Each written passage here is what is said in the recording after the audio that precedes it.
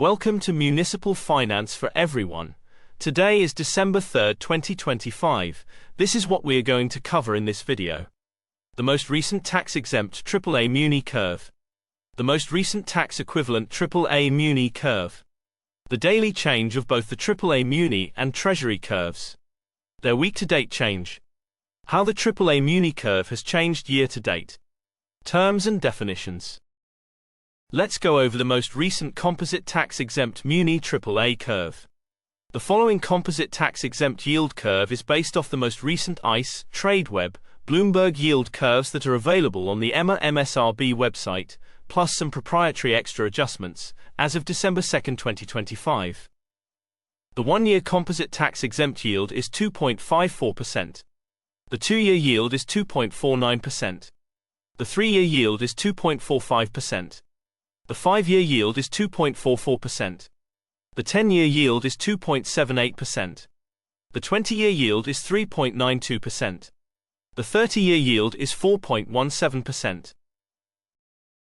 Let's now go over the most recent composite tax-equivalent Muni AAA yield curve.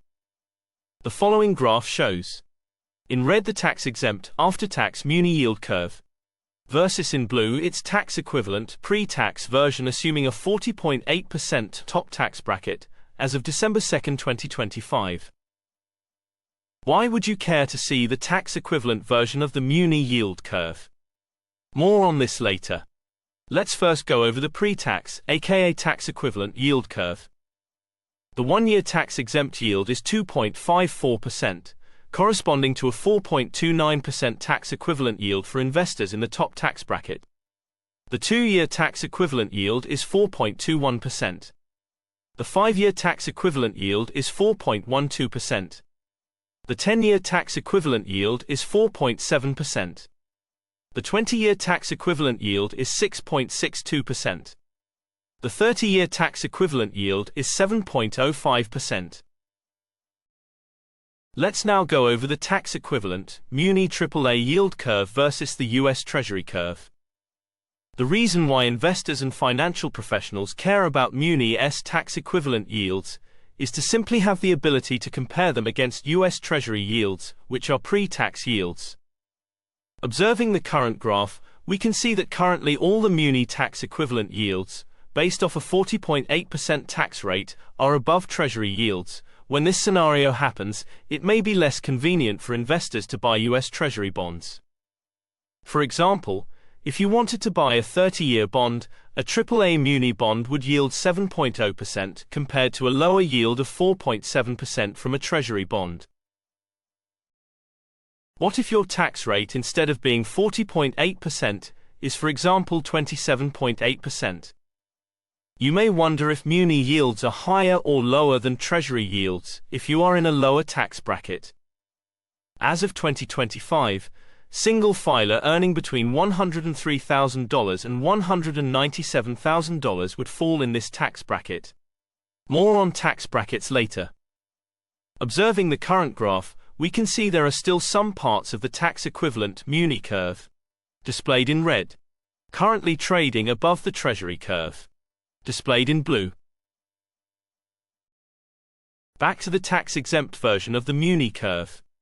Municipal traders and portfolio managers often compare how cheap or rich municipal bonds are versus treasuries by looking at the ratio curve. For each maturity of the curve, we simply compute the ratio between tax-exempt Muni yields and Treasury yields. In general, the closer to 100% a ratio is, the cheaper Muni bonds are. More on ratios at the end of the video. The current one-year ratio is 70%. The 2 years ratio is 70%. The 5 years ratio is 66%.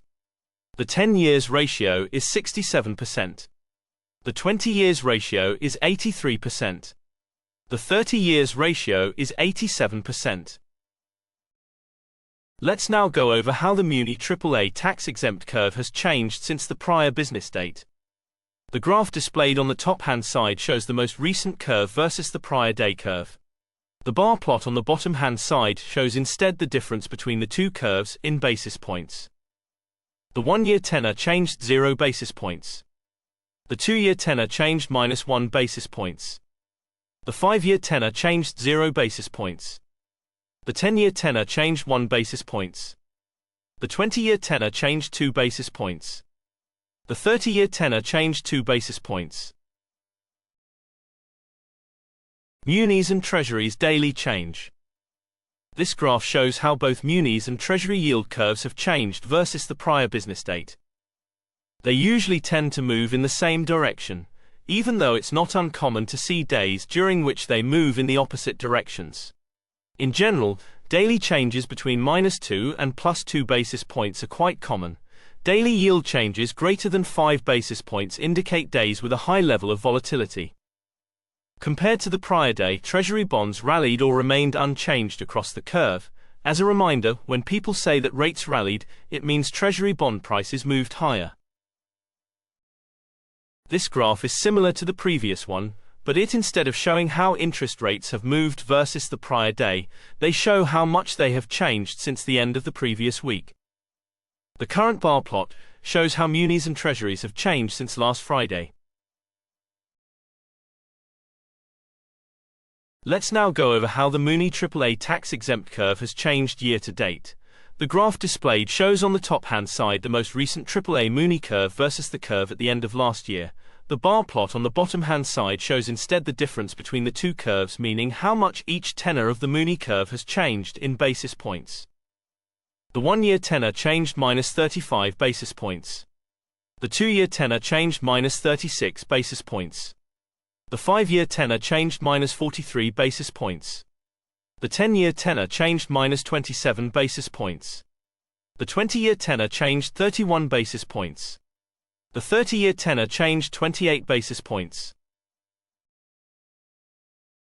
This graph is similar to the previous one, but instead of showing how interest rates have moved versus the prior day, they show how much they have changed since the end of the previous week. The current bar plot shows how Muni and Treasuries have changed year to date.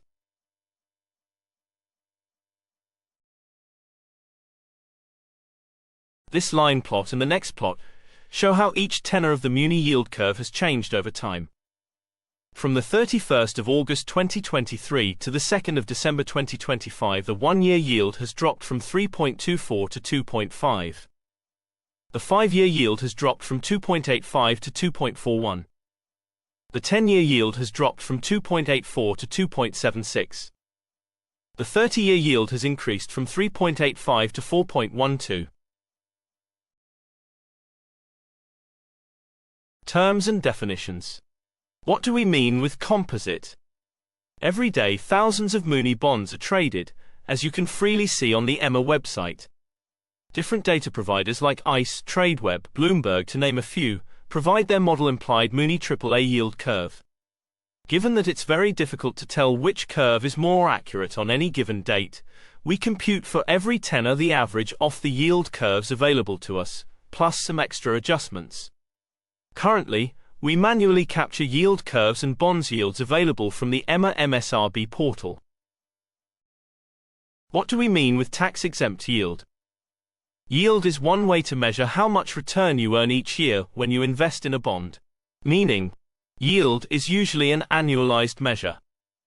For example, if you invest $1,000 in a bond with a 5% yield, and it matures in 1 year, you'll get $50 in interest plus your $1,000 back 1 year from now. But most bonds are taxable, meaning you must pay your ordinary income tax on that $50. If you're in the highest tax bracket, currently 40.8%, your after-tax interest actually received would be $50 times 1 minus 40.8%, and that's equal to $29.60. This means your true after-tax yield is 2.96%, not 5%. On the other hand, most, but not all, municipal bonds, aka Munis, are usually tax-exempt at the federal level. That means the full 5% yield from a Muni bond stays in your pocket, no federal tax is taken out. This is very important to keep in mind when comparing municipal bonds that offer a tax-exempt yield versus the yield of taxable securities, like US Treasuries and corporate bonds. What do we mean with tax-equivalent yield? From the previous slide, we know most but not all muni bonds offer tax-exempt yields. However, in order to fairly compare a muni bond to a taxable bond like a US Treasury, we need to ask, what taxable yield X would give me the same after-tax yield as the one given by my tax-exempt muni bond? This X is what is usually called tax-equivalent yield, TEY, and it shows what a taxable bond would need to yield to match the muni's tax-free return. The formula to compute the tax-equivalent yield is given by muni, tax-exempt yield divided by 1 minus tax rate. For example, if a muni bond yields 3%, and you're in the 40.8% tax bracket, the tax-equivalent yield would be 3% divided by 1 minus 40.8%. And that's equal to 5.07%. So a taxable bond like a US Treasury would need to yield at least 5.07% to match the yield of a tax-exempt muni bond, currently yielding 3%. What do we mean with basis points? This term is often used by financial professionals. However, it's a very easy concept, don't be scared about it. Let's break it down. Basically, 1% is equivalent to 100 basis points. This means that when you hear someone saying interest rates increased by 100 basis points, that means they increased by 1%. If 1% is equivalent to 100 basis points, then 0.01% is equivalent to 1 basis point. For example, if the yield of a muni bond changes from 4.00% to 4.01%, it's simply easier to say the yield increased by 1 basis point, instead of saying the yield increased by 0.01%. That's it. What do we mean with muni-treasury ratios, and why are they important? First off, ratios are computed for each tenor of the curve. This means we compute the 1-year ratio by dividing the 1-year tax-exempt muni yield by the 1-year treasury yield. Same thing for the 2 years ratio, 5-year ratio, etc. Why do we compute ratios? They are one-way portfolio managers and traders use to measure the relative value between municipal bonds and treasuries. Treasuries are the risk-free benchmark, backed by US government. Munis are obligations issued mostly by states and cities. Therefore, professionals want to know, am I getting enough extra yield in munis compared to risk-free treasuries? If, for example, the 30-year ratio is 100%, that means the 30-year tax-exempt muni yield is the same as the 30-year treasury yield. However, the treasury yield is taxed, whereas the muni yield usually is not. Hence, in this case, you'd be better off holding a muni bond.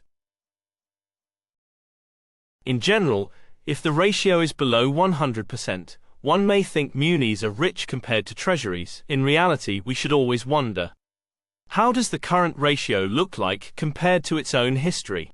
What's the average ratio over the past year? Let's make an example. You will notice from the data that usually the 1-year ratio tends to be between 60% and 65%. Hence, if the current 1-year ratio is, for example, 70%, even if this value is less than 100%, the current value would still be quite high compared to its historical average. For this reason, one may conclude 1-year muni bonds are currently trading cheap.